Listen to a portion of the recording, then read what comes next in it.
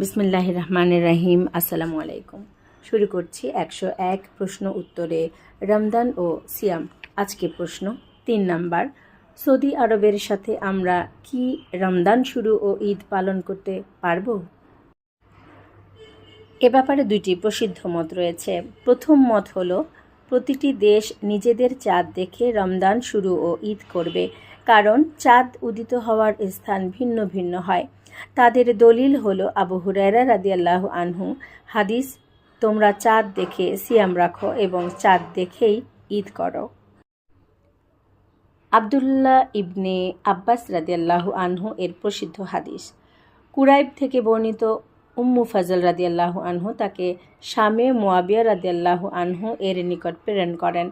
তিনি সেখানে জুমার রাতে চাঁদ দেখার কথা বলেন, আর মদিনায় চাঁদ দেখা যায় শনিবার রাতে। কুরাইব ইবনে আব্বাস রাদিয়াল্লাহু আনহু বলেন, মুয়াবিয়া রাদিয়াল্লাহু আনহু এর চাঁদ দেখা ও সিয়াম রাখা আপনার জন্য যথেষ্ট নয়? ইবনে আব্বাস বলেন, না, এমনটি রাসূল সাল্লাল্লাহু আলাইহি ওয়াসাল্লাম আমাদেরকে নির্দেশ করেছেন। দ্বিতীয় মত হল, অধিকাংশ ইমাম ও মাযহাবের মতে এক দেশের চাঁদের বিশ্বস্ত সংবাদ শুনে অন্যান্য দেশ রমজান শুরু ও ঈদ করতে পারবে, কারণ চাঁদ উদিত হওয়ার স্থানের ভিন্নতা নেই, বরং চাঁদ একবার জন্মগ্রহণ করে, যদিও আগে পরে দেখা যায়, কিন্তু শর্ত হলো পুরো দেশের মানুষ একসাথে করতে হবে। একই দেশে বিচ্ছিন্নভাবে ভিন্ন ভিন্ন দিনে করা জায়েজ নেই। তাদের দলিল হলো আবু উমাইর ইবনে আনাস রাদিয়াল্লাহু আনহু এর হাদিস।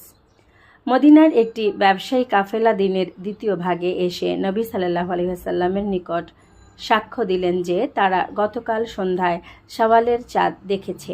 নবী সাল্লাল্লাহু আলাইহি ওয়াসাল্লাম তখন মদিনার সকলকে সিয়াম ভেঙে দিয়ে আগামীকাল ঈদ করার জন্য আদেশ করেন। এই হাদিস দ্বারা প্রমাণিত হয় যে নবী সাল্লাল্লাহু আলাইহি ওয়াসাল্লাম বাইরের চাঁদ দেখার খবর গ্রহণ করেছেন এবং মদিনার সকলে একসাথে ঈদ করেছেন, বিচ্ছিন্নভাবে নয়। অতএব একসাথে সম্ভব না হলে একই দেশে বিচ্ছিন্নভাবে ভিন্ন দিনে শুরু ও শেষ করার ব্যাপারে বিশ্বের কোনো গ্রহণযোগ্য ফতোয়া বোর্ড বা মুফতি ফতোয়া দেননি। উক্ত হাদিসসমূহের সূত্র মুসলিম, আবু দাউদ, নাসাই, তিরমিজি।